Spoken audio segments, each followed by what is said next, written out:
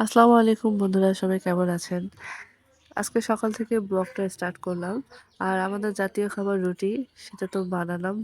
বানিয়ে তো মেখে দিলাম, মেখে স্কুলে যাচ্ছে। ওকে রেখে আসলাম। আর এসে আমার নাস্তাটা রেডি করলাম। আর যেহেতু আমি ডিমটা ভেজে যাইনি, তাই বাসায় এসে আবার ডিম ভেজে আমার নাস্তাটা করে নিলাম। আর এখানে ডিম ভাজতে এসে দেখি তলার মধ্যে লেগে গেছে। তো ডিম ছানা-বানা হয়ে গেছে। যাই হোক, তারপরেও খেয়ে নিলাম।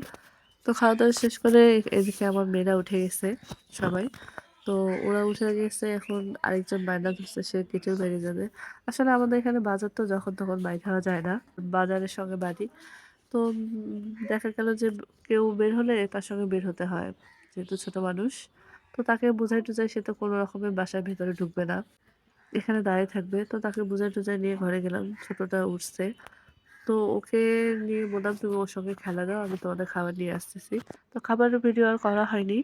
তো যাই হোক, এদেরকে খাওয়া-দাওয়া করে আমাকে আবার রান্না বসাতে হবে। কারণ আজকে মেয়ে আসবে ১:৩০ টার সময়। আজকে তেমন কোনো কিছু না। আজকে জাস্ট প্যাটা ছিল মাছের। বড় মাছ দিয়ে সবজি রান্না করব, করলা ভাজি করব। তো এই তো আমার রান্না এখানে বসানো হয়ে গেছে। তো সবাই দোয়া করবেন আমার মেয়েদের জন্য, যাতে আমার মেয়েরা সুস্থ সবল থাকে, সকল বালা মুসিবত থেকে রক্ষা পায়। আর এটা আমার ১ম ভিডিও। যদি ভালো লাগে অবশ্যই লাইক, কমেন্ট, শেয়ার করে দিবেন। আর আমাদের জন্য আপনারা দোয়া করবেন। আমরা যেন ভালো থাকি। তো এই তো, সবাই ভালো থাকবেন, সুস্থ থাকবেন। আল্লাহ হাফেজ।